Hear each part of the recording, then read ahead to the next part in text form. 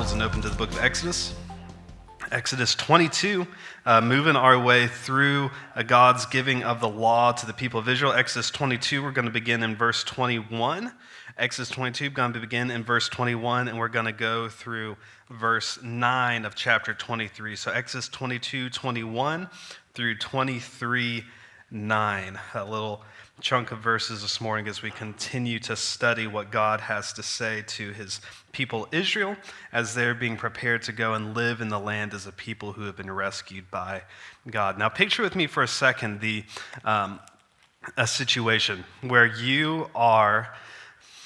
imagine you are completely destitute of any kind of finances, any kind of material support. You have nothing to your name. You have nowhere to sleep. You have no clothes for your back. You have absolutely nothing for yourself. You are left completely on the down and out without any way to take care of and protect yourself. You have no way to feed yourself. You have no shelter for your head. And then in the midst of your poverty, in the midst of your emptiness, in the midst of your complete inability to provide for yourself, someone comes along.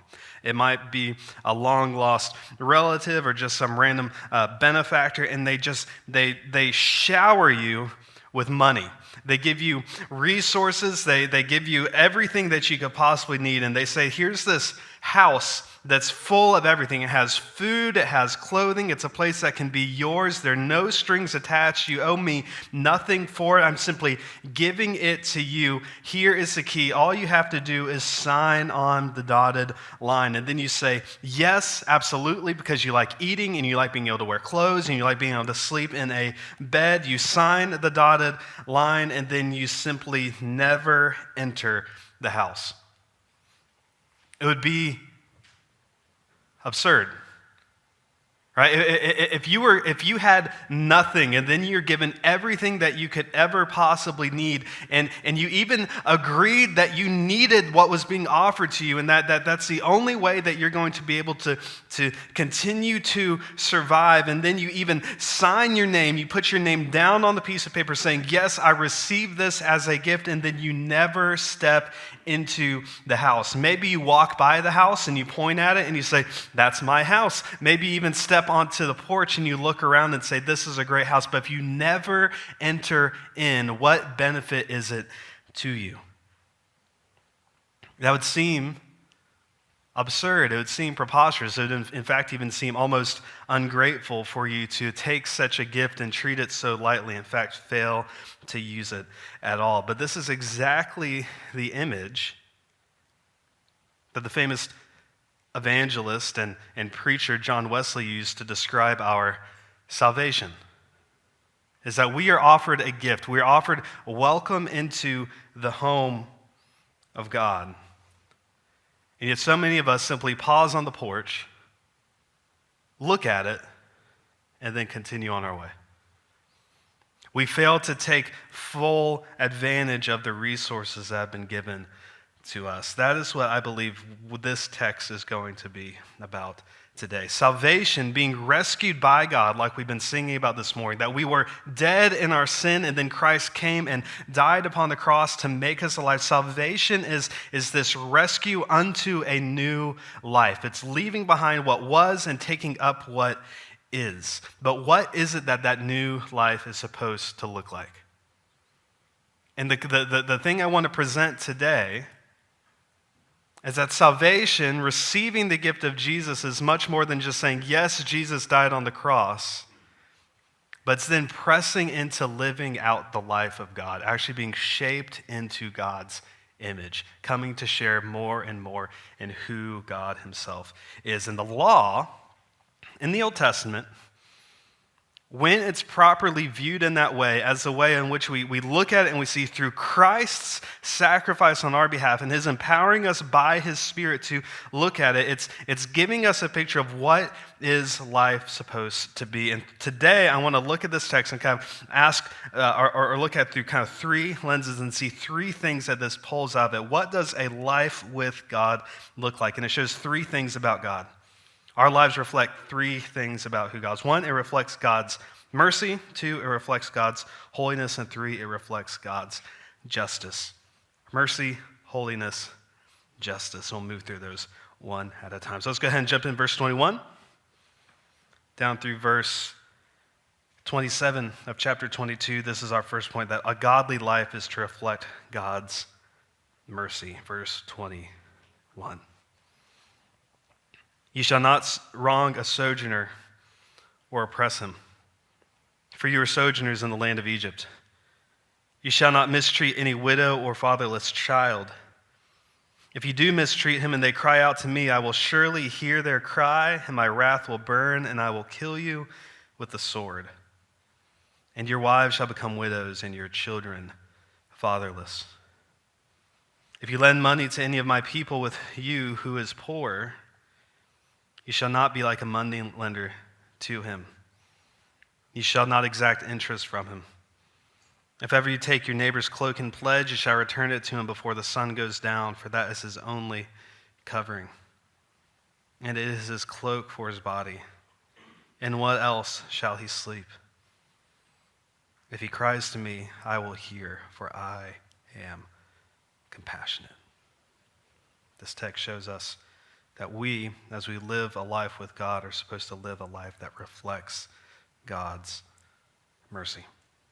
This text here begins where we've been working through the law. We've been seeing different cases. We've seen what God has to say about violence toward one another. Last week we considered what God has to say about when we damage other people's property. And today it kind of zooms, not necessarily zooms back out, but kind of shifts the tone that's been going through. The past couple weeks we've seen a lot of kind of for instance cases. So it's been, if this happens, then you should do this. Or if this happens, so if your neighbor's goat falls into a hole that you dug, you should do this. If a fire breaks out, you should do this. Then here it kind of shifts and it goes back to a bunch of you shalls, you shall nots. It goes kind of again and again, kind of short little punchy statements about what we should do. And the text focuses particularly again, what we've noticed repeatedly throughout the law. Again, we see this focus upon God's people having a concern for those who are weak. Look at verse 21 and 22. You shall not wrong a sojourner.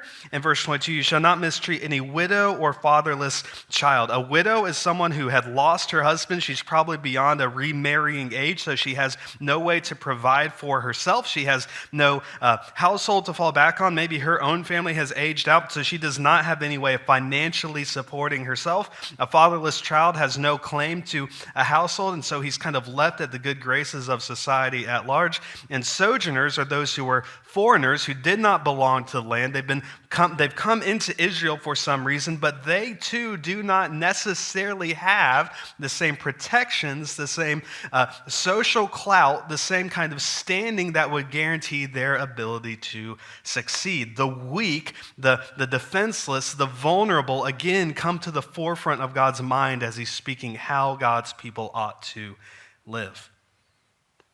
You shall not wrong a sojourner, you shall not mistreat any widow or fatherless child. Again, God, in focusing upon the weak and focusing upon the easily manipulated, the easily oppressed, the easily taken advantage of, and instead of focusing upon the wealthy, instead of focusing upon the powerful, instead of focusing upon those who have much, God himself, the creator of the universe, assigns dignity, assigns value, assigns purpose to those that we'd be prone to neglect. He again shows that he is a God who cares about the lowest ones among them, and then he swears his protection to them. Notice the language that shows up in here throughout. If they cry out to me, I will hear their cry. My wrath will burn. I will kill you with the sword. This is a direct statement. Otherwise, other places in the law so far, what we've been seeing shown is usually it said, if this happens, then you ought to put him to death. But God himself is stepping into the arena here and saying, if you as a society fail to care for those who are weak, I am going to be the one to defend them. No one else does. I will do this. My wrath will burn.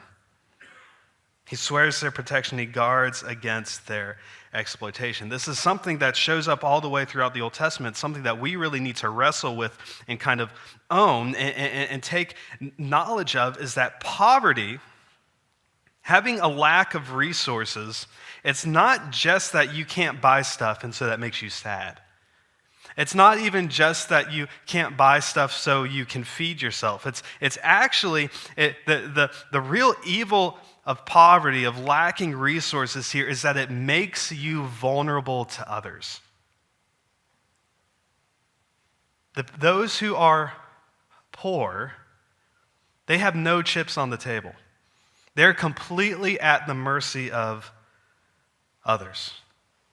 That's what comes out in this text here in verse 25. It talks about if you lend money to any of my people with you who is poor. The idea here that's showing up is there's someone who, for some reason, their crop has failed. They have no way of supporting themselves, and they need money to get themselves back on their feet. And the situation that could easily show up is something similar to like a payday loan shark that exists today. Someone is in need of money. They give a little bit of what they have, and then that person holds on to it and is able to use that to essentially make them an unofficial slave to them until they pay off their debt that they're never going to be able to pay off. When you hold the chips, when you have the ability to set the parameters around what the system is, and the other person has no leg to stand on to argue back, you have the ability then to take advantage of them. And the Lord is making sure that we do not do that. He humanizes it even as we look. He talks about if you take, the neighbor has nothing else to give, and so he just gives you this cloak, this big garment that would keep them warm. It's all that they have. He says you need to return it before the sun goes down. Why? Because look at verse 27. I love just the picture that God has for this. It's his only covering. It's his cloak for his body. And what else shall he sleep? There's a certain humanity here. There's a certain concern for human suffering that God shows even in the law, even in texts that we often think are dry and boring and have nothing to do with our lives.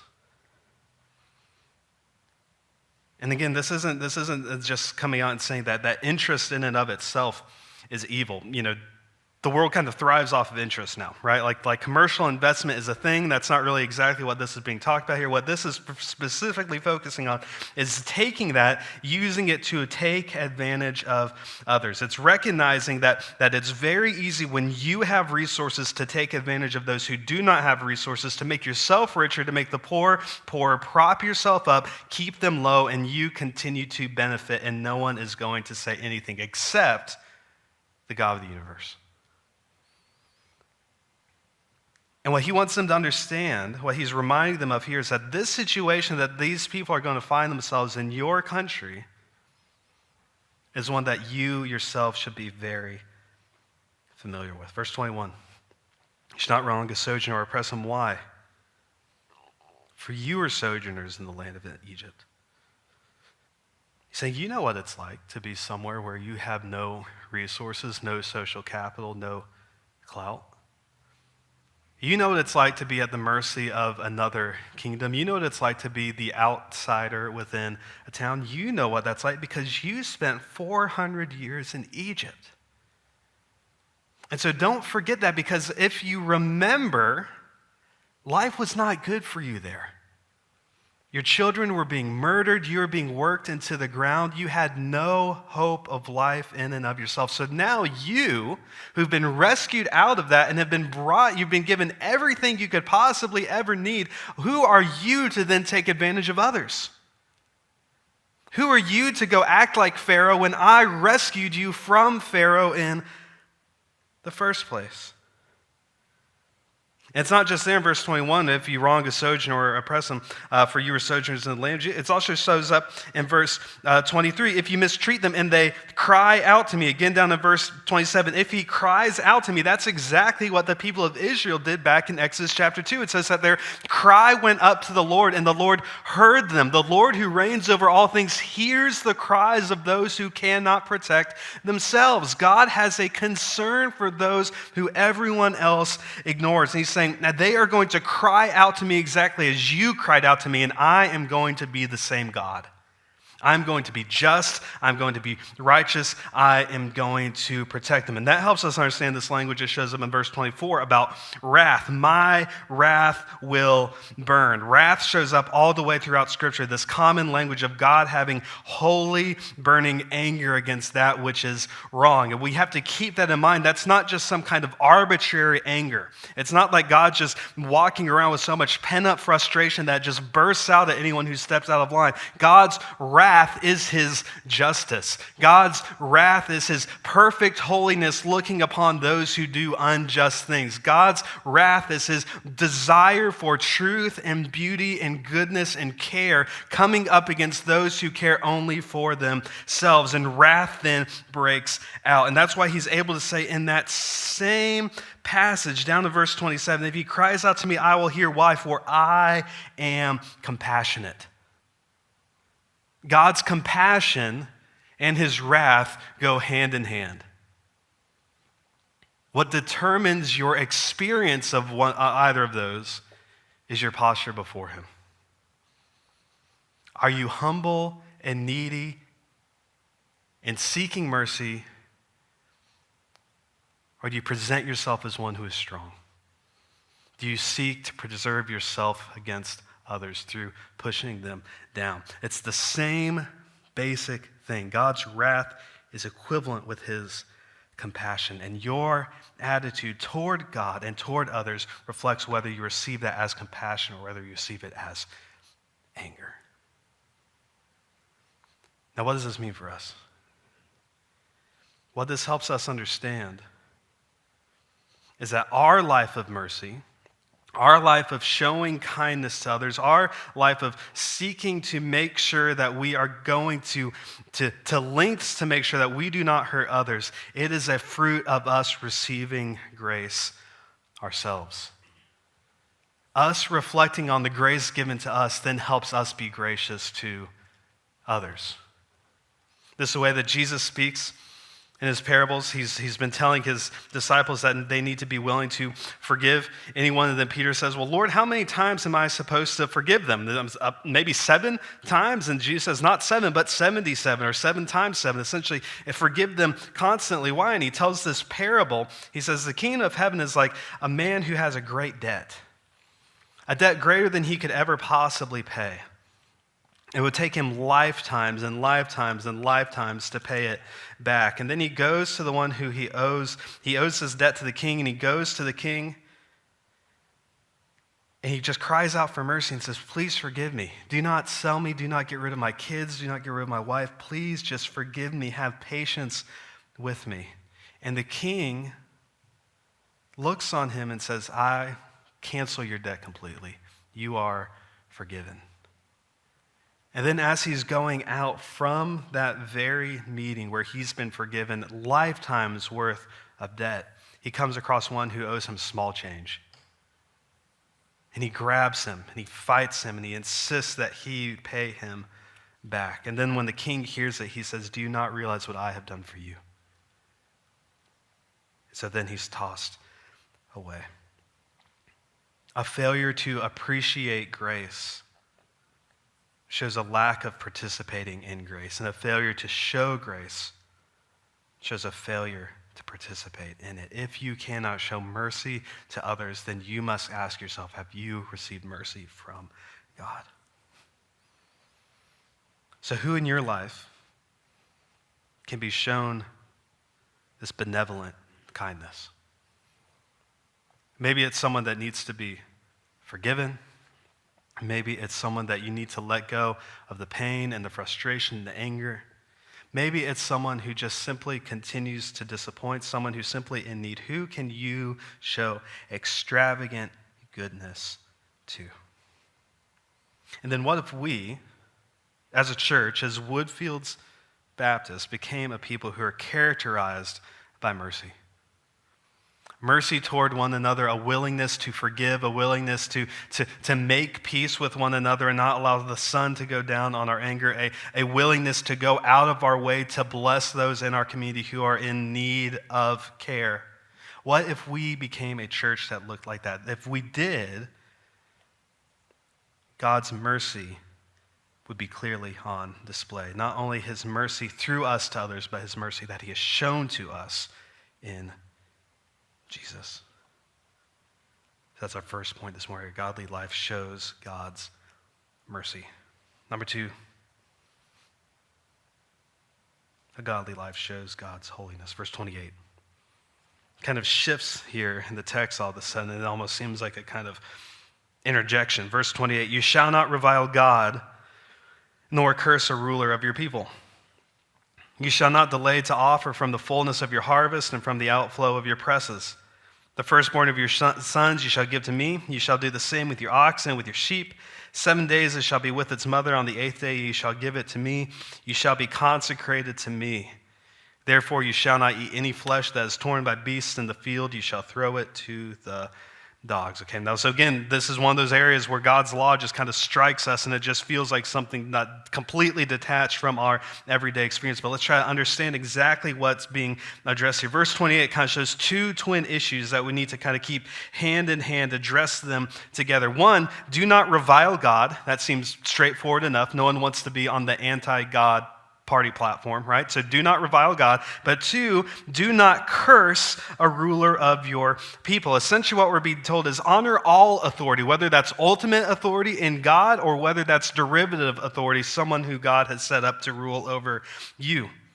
Honor ultimate authority and honor derivative authority. We've already seen this in the 10 Commandments. The first 4 commandments are all about how we honor God, and then the transition to help us move into the other commandments about how we live at peace with our neighbors is Commandment 5, honor your father and mother. We kind of see this idea that when we understand who God is, it helps us understand all of these other relationships. And we spent some time talking about how there are plenty of relationships that aren't perfect, and there are plenty of people who do things that go against the authority that's been given them. That's not what we're addressing here. Just what we want to see is that honoring God, honoring those above you, they go hand in hand, and they show that we understand holiness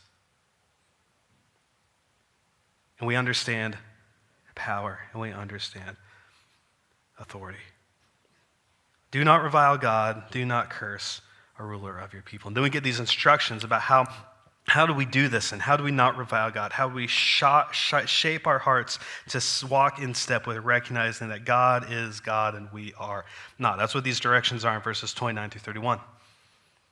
First, these kind of basic instructions that kind of repeats things we've seen earlier in the book of Exodus. Do not delay to offer your first fruits, the outflow of your presses, the firstborn of your sons, your oxen, and your sheep. If you go back and read Exodus 11 through 13, we kind of see where this shows up. God essentially says, I've rescued you from Egypt. I've killed the firstborn of Egypt. I've spared the firstborn of yours by having a firstborn lamb offered in your place. And now every generation that comes, you're to kind of consecrate the firstborn to me as a constant reminder of what I have done for you. So offer your first fruits. It's this kind of ongoing, regular reminder that I have been spared by God. I have been rescued by God. And then verse 31, this avoidance of dead things. You shall be consecrated to me. You shall not eat any flesh that is torn by beasts in the field. You shall throw it to the dogs. The basic idea here is that all life is God's. Everything comes from God. God has rescued us from death, has rescued Israel from death in Egypt and brought them to life with God. And everything about the way they live their lives is supposed to remind them of the fact we do not have life on our own. We have been bought with a price. We have been bought with a price.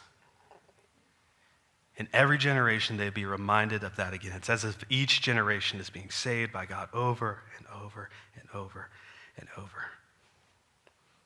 In cultivating this sense of holiness, ultimately does something within you. Notice how easy it would be to kind of ignore these instructions and no one would really know about them. Like if you don't bring your harvest, if you don't bring the first bit of the wine that you harvest, you just offer kind of what's left over at the end, no one's really going to be able to tell. If you find a dead animal in your field, no one else is around, and you're hungry, no one's really going to know. But what is this doing? It's saying that you have a personal responsibility before me. And when we take that personal responsibility before God, that cultivates in us a sense of reverence, a sense of submission, a sense of honoring authorities above us. And as we do that, that's going to shape the way that we approach all authorities. When we honor God's authority, that will shape the way that we approach all authorities. And that's the way that Paul himself speaks. Later on, when he's writing to Christians, he's essentially trying to address this concern that people are saying, well, Jesus is king, so why do I care about the emperor? If Jesus is king, why should I be obedient to this guy who's a sinner, who's a pagan, who does all of these things against us? Why should I honor him? And Paul's answer, Romans 13:2, is therefore whoever resists the authorities resists what God has appointed. And those who resist will incur judgment. Essentially, he's saying that when we fail to honor authorities, we're actually failing to recognize just how low authorities really are. Sometimes we think, well, failing to honor authority, we don't honor authority because we don't want to prop it too high up and put it in the place of God. But what he's saying is actually that, no, when you honor authorities, you're actually recognizing that God is way higher above that, and he's just put him in place. It's a relativizing of the authority that these other people have. And it's saying, so when you honor him, you're ultimately honoring God. That does not mean that you honor them in the same way, but you carry out your care for them in a particular way that shows that there is a greater king still. Colossians 3, we get the same thing. Verse 22, bondservants, obey in everything those who are your earthly masters, not by way of eye service as people pleasers, but with sincerity of heart, fearing the Lord. Whatever you do, work heartily, as for the Lord and not for men. So it's essentially saying, is your boss a jerk? Well, work as if you're working for Christ and not for that guy, knowing that from the Lord you will receive the inheritance as your reward. You are serving the Lord Christ. For the wrongdoer will be paid back for the wrong he has done, and there is no partiality. Verse 1 of chapter 4, masters, treat your bondservants justly and fairly, knowing that you also have a master in heaven. Living a life that recognizes God for who he is helps us face those who march around with pomp and pride and arrogance and think that they're great. It allows us to simultaneously honor them for the position they're in, to recognize that they will give an account for who they are and how they are living, and then it also frees us from fearing them as the ultimate authority over our lives. So if your boss is unfair and persnickety and harsh, and you're afraid that if you cross them, you are going to lose your job, realize you are serving a greater master than him. And you have the responsibility to live in integrity before the Lord, but that one, the Lord who's over every master, watches after you as well. The God who cares for the sojourner and the weak and the poor, he knows your plight, and he desires to care for you. Authority is downplayed today. We do not like the thought of owing people respect or honor or esteem for much of anything, and Christians do the same thing. We also do not really love the thought of giving other people honor, especially when we disagree with them. And so we're quick to come up with reasons to say why authority is illegitimate or not deserved, but what we need to recognize is that a truly eternal perspective, a true recognizing of what is ultimately going to happen, that every knee will bow before Christ, and we have been made his now, that frees us then to live at peace with others. And we can seek and honor them. They're not the ultimate authority, and they will give an account for the way that they exercise their authority. But we are people who have been freed by Jesus. And the way that we grow in that, the way that we hold on to that when it seems like it is not the case, is by turning and looking to the holiness of God again and again and again. And in that, we cultivate a life that reflects God's holiness. Third point. We've seen God's mercy. We've seen God's holiness. Now I want us to see God's justice. Verse 1 of chapter 23 in Exodus. You shall not spread a false report. You shall not join hands with a wicked man to be a malicious witness. You shall not fall in with the many to do evil, nor shall you bear witness in a lawsuit, siding with the many so as to pervert justice, nor shall you be partial to a poor man in his lawsuit. If you meet your enemy's ox or his donkey going astray, you shall bring it back to him. If you see the donkey of one who hates you lying down under its burden, you shall refrain from leaving him with it. You shall rescue it with him. You shall not pervert the justice due to your poor in his lawsuit. Keep far from a false charge, and do not kill the innocent and righteous, for I will not acquit the wicked. And you shall take no bribe, for a bribe blinds the clear-sighted and subverts the cause of those who are in the right. You shall not oppress a sojourner. You know the heart of a sojourner, for you were sojourners in the land of Egypt. The text ends the way it begins. It again reminds us of this sojourner character, essentially saying, do not oppress them. Why? Because you yourselves were sojourners. That's exactly how this passage started. And here it's kind of essentially what it's doing. It's bracketing. It's kind of a final reminder of what then does it mean not to oppress those who are weak. And here it kind of zooms in particularly on public disputes, on issues that come to the level of the court system. We get this language of false reports and witnesses and justice and judges.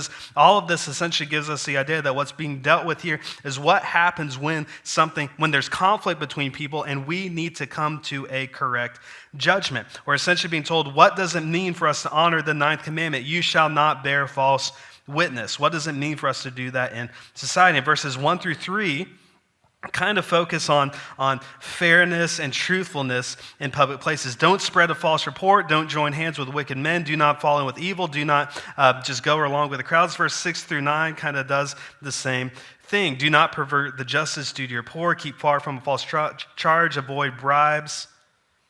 And then in the middle, we get this instruction about how is it that we are to live when we're in the middle of conflict with someone else. So let's kind of look at those in part. First, notice in these two kind of bracket sections, 1 through 3 and verses 6 through 9,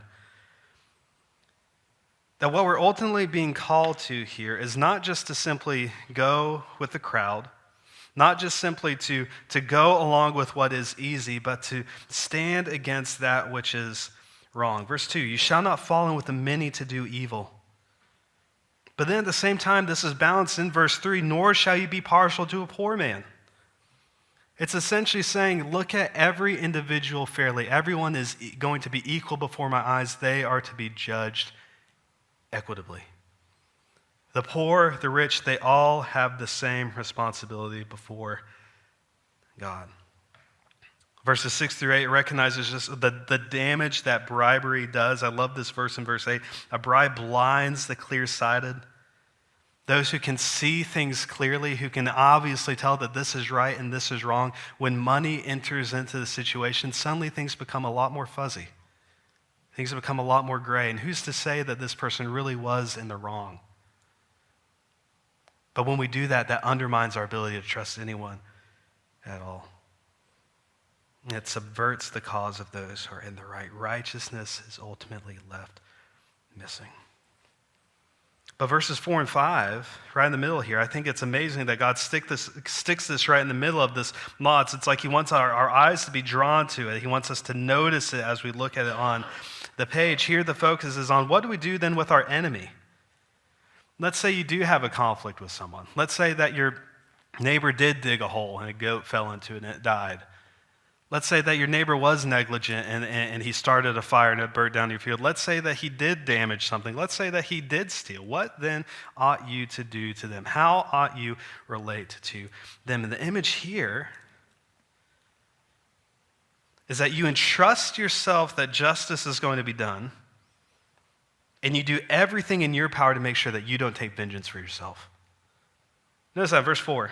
If you meet your enemy's ox or his donkey going astray, you should bring it back. So if you're walking along and you see the ox walking down the road and you say, hey, that ox killed my goat or whatever, that's not the time for you to kind of get your vengeance on it and then take care of it and put it out to pasture. Instead, you're supposed to take it and bring it back. You're supposed to seek the well-being of those who have wronged you.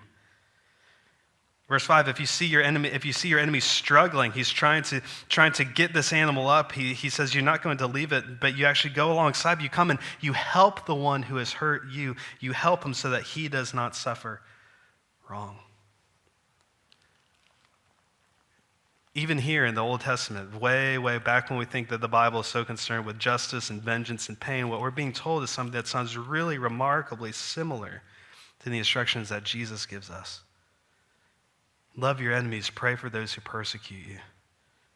Or a little higher up, if anyone would see you take your tunic, let him have your cloak as well. If anyone forces you to go 1 mile, go with him 2 miles. Give to the one who begs from you. Do not refuse the one who would borrow from you. And what is the reasoning why? Verse 45 of Matthew 5. So that you may be sons of your Father who's in heaven. He makes his sun rise on the evil and on the good. He sends rain on the just and on the unjust. For if you love those who love you, what reward do you have? If you only show good to those who treat you well, what ultimately are you showing that's any different than the rest of the world?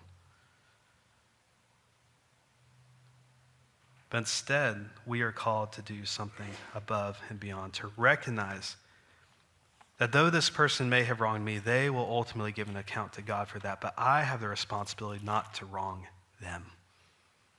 Even though they might wrong me, I cannot wrong them. Why? Because I recognize that I live in relationship to God. It's the same thing Paul says, Romans 12:19. Beloved, never avenge yourselves, but leave it to what? To the wrath of God, for it is written, vengeance is mine, I will repay, says the Lord. To the contrary, if your enemy is hungry, feed him. If he is thirsty, give him something to drink. For by so doing, you'll heap burning coals on his head. Do not be overcome by evil, but overcome evil with good. What's that telling us there? It's saying even when the world is working against you, even when someone else is spitting evil at you, working against you, seeking to undermine you, even seeking to harm you, do not give in to the temptation to be the same kind of person. Do not be overcome by evil. How are we overcome by evil? By giving in to evil ourselves. Instead, what do? We overcome evil with good. And you might say, that could never work. That could cost me everything. And that's exactly the answer that we are supposed to come to, because that's exactly what happened to Christ. Christ overcame evil with good. Christ died. He submitted to the evil of the cross so that we could be forgiven of our sin. We have been freed from the judgment that we were deserving because Jesus overcame our evil with the abundance of his good life, and he is going to be the one to judge all things. Vengeance is his. He is going to come and make all things right. And if we entrust ourselves to him, that frees us then to seek reconciliation and peace and kindness with one another. This is why Paul in 1 Corinthians 6, he talks about, do not just automatically take all of your disputes outside of the church and just seek to get pagans to judge them and make a call on who's right and who's wrong. Instead, let the church, let this family, let this congregation be a place where we can reconcile with each other, where we can come to solve our differences, where we can solve our disputes, where we can honestly look one another in the eyes and say, you know what, you hurt me by doing this. And then we have enough confidence in the gospel that we can admit, you know what, I actually did. And I'm dependent upon you forgiving me. And then you, by the grace of the gospel, can express forgiveness. What if the church became a place defined by this kind of behavior? Where even when we have our conflicts, even when we have our differences, even when we have our anger and our pain and our hurt feelings, we still seek after the well-being of the other. Why? Because God ultimately is going to return. Then we might show God's justice. And that's what we're invited to in this text. You're invited to show God's mercy, to show God's holiness, and to show God's justice to the world. But the question then comes back onto us. How in the world are we made people who can do that? Because the rest of the Bible is going to go on and make the point that we, though we are in need of mercy, fail to show mercy. We who have been created by a holy God often treat ourselves as God by putting our concerns, our desires, our passions above what God wants. We who are created to live justly often use our abilities to exploit or hurt or harm others. We often do that so that we can feel protected, we can feel secure. We side with the many against the weak. We often go out of our way to make sure that we are taken care of. And what the Bible says is that is ultimately sin, that we are not righteous. We are not able to live this way in and of ourselves. Instead, we need someone to live that way for us, and that is exactly what Jesus Christ has done. Jesus Christ came and he showed us God's mercy. He showed us God's holiness. He showed us God's justice. And he actually came so that he might proclaim what true righteousness is. He came and lived a perfect life, and then that perfect life was nailed to a cross. That perfect righteousness was put upon a place of punishment, and our sin was put upon him. All of the ways in which we fail, all of the judgments, all of the deserving punishment that we have accrued through our lives was placed upon Christ. And he did not just simply suffer for 1 or 5 or 10 or 100 or 1,000 of us. He suffered for the sins of the world, the truly perfect and glorious God, and he died so that you could be forgiven. And then he did not simply die that you could be forgiven, but he rose from the grave in fullness of life. And he says that he will send his Spirit upon those who believe in Jesus. And when that happens, that is when we are enabled to show who God is. Not by our own ingenuity, not by our own righteousness, but by Christ who lives inside of us. We can only show who God is by coming to share in God's life. By God showing himself through us by his Spirit. He has done that by justifying his wrath, by satisfying his wrath, by pouring his wrath out upon his Son who did not deserve punishment, so that we could have life with God. And so back to our opening illustration of being given a house, being given a mansion to live in, full of everything that you could possibly need.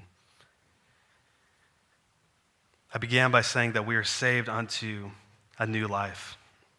And that's what this is called. That's what this living more and more righteously in step with God is. It's this new life. But the ultimate resting place for us is not just that we become holy and holy and holy and holy and never actually come to rest, but instead that we one day will rest with God forever. And our being made godly, holy, righteous now is preparation for life with God forever, when we will see him face to face. So let us commit ourselves to this gift of life.